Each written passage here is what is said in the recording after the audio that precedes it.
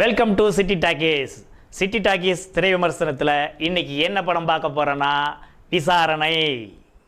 இந்த படத்தின் இயக்குனர் யார்? அதாங்க நம்ம வெற்றிமாறன். அதே போல் நம்ம இசையமைப்பாளர் யார்?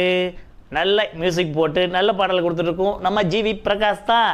அது மட்டும் இல்லாமல் நம்ம படத்தோட ஒளிப்பதிவாளர் கேமராமேன் எஸ் ராமலிங்கம். அதுதாங்க ஹைலைட்டான விஷயம். நல்ல படத்தை அற்புதமாக காமிச்சிருக்கிறாரு. அதோட இந்த படத்தோட டீமோட நம்ம கதையெல்லாம் சேர்த்து படமாக கொடுத்துருக்கு. தயாரிப்புக்கு ஒரு தெம்பு வேணும் இல்லை? அது யார் பண்ணியிருக்காரு?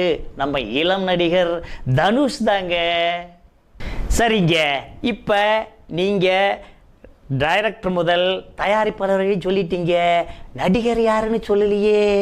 அதாங்க நம்ம அட்டகத்தி தினேஷ். அவங்கெல்லாம் நடிச்சிருக்காங்கன்னு ஒரே வார்த்தையில் சொன்னால் விடவா போகிறீங்க? அதே கேரக்டராக வாழ்ந்துருக்குறாங்கன்னா பாருங்க, அது யாரோட வேலை? நம்ம டைரக்டர் அவ்வளோ தூரம் பண்ணியிருக்கிறாருங்க. சரி, இந்த படத்தோட கதைன்னு பார்த்தோம்னா, தமிழ்நாட்டில் இருந்து முருகதாஸும் தினேஷும் ஆந்திராவில் இல்லை குண்டூருங்கிற ஊருக்கு வேலை தேடி போகிறாங்க. போன இடத்துல பொழைச்சாங்களா இல்லை பொழைக்கலையா, என்ன மாதிரி பிரச்சனையில் மாட்டியிருக்காங்க அப்படின்னு பார்த்தா, நல்லா போயிட்டு இருந்த பிரச்சனையில் தொபுக்குடின்னு போலீஸ் வந்து லபக்கடின்னு பிடிச்சிட்டு வந்து 1 கோடி ரூபா பிரச்சனையில் சிக்க விட்டு சின்ன பண்ணமாக்கிட்டாங்க. இதெல்லாம் நம்ம ஆட்களுக்கு விளங்கவே இல்லை. என்னடா அடி பொறுக்க முடியாமல் ஓவரா போட்டு பின்றாங்களே அப்படின்னு சொல்லிட்டு துவத்துவம் துவைச்சிட்டாங்க. எந்த மாதிரியெல்லாம் போலீஸில் அடிப்பாங்கன்னே தெரியல. அந்த மாதிரி வடுகள்லாம் ஏற்படுத்தி ஓவரா பின்னும் பொழுது நம்ம ஆளுங்க என்ன பண்ணுறாங்க? அடிப்பு ஒதுக்காம ஒத்துக்கிட்டோம்னா விட்டுருவாங்களோ அப்படின்னு ஒத்துக்கிறாங்க. நம்ம தினேஷும் முருகதாஸும் உண்மையை ஒத்துக்கிற மாதிரி போலீஸ்கிட்ட நடிக்கிறாங்க. நடித்த பின்னாடி நேராக கோர்ட்டுக்கு கூப்பிட்டு போகிறாங்கோ. கோர்ட்டில் போனால் நம்ம ஆளுங்க என்ன பண்ணுவாங்கோ? நீதி எல்லாத்துக்கும் ஒன்று தானே அப்படின்னு சொல்லிட்டு லபக்குன்னு இருக்கிற உண்மையை டபக்குன்னு கக்கிட்டாங்கோ. இதை பார்த்த நம்ம சமுத்திரகனி நல்லா போலீஸா, பர்ஃபெக்டான போலீஸாக இருக்காரு.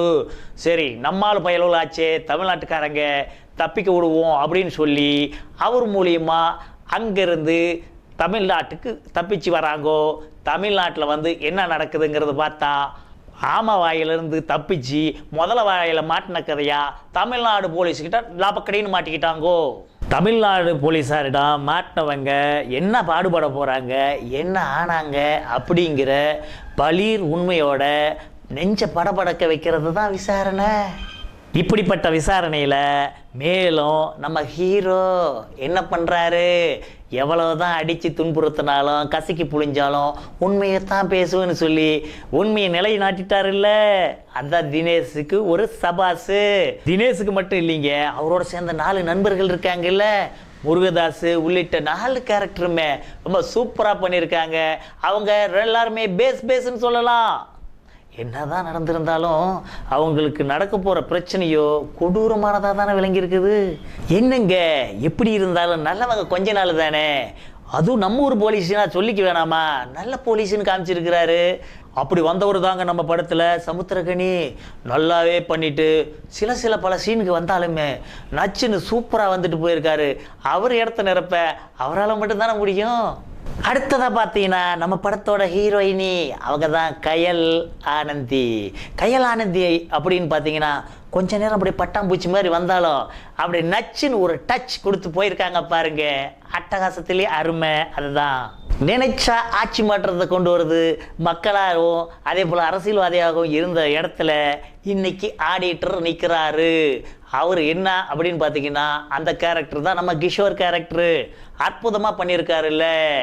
அவர் என்ன பண்ணியிருக்காருன்னா, இன்னும் சொல்கிறாரு, ஆந்திரா போலீஸு, தமிழ்நாட்டு போலீஸு, நல்ல போலீஸு, கெட்ட போலீஸு அப்படின்னு எதுவுமே இல்லைங்க, எல்லாமே கெட்ட போலீஸ் தான் அப்படின்னு நம்ம வெற்றிமாறன் விசாரணையில் சொல்லியிருக்காரு.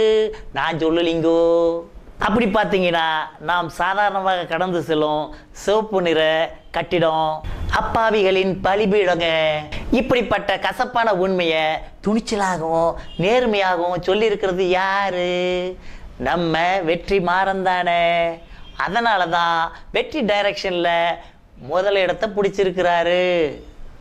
எது எப்படி இருந்தாலும் விசாரணை படத்துக்கு விசாரிக்க தேவையில்லை, நேரா தியேட்டருக்கு போய் படத்தை பாருங்கோ. பிடிச்சிருந்தா சப்ஸ்கிரைப் பட்டனை அமுத்துங்கோ, அதோட உங்கள் நண்பரோட ஷேர் பண்ணுங்கோ. மீண்டும் அடுத்த சிட்டி டாக்கீஸ் திரை விமர்சன குழுக்கள் கணிக்கும் வரை உங்களிலிருந்து விடைபெறுவது உங்கள் விபி சாமி. Tata, see you, bye bye.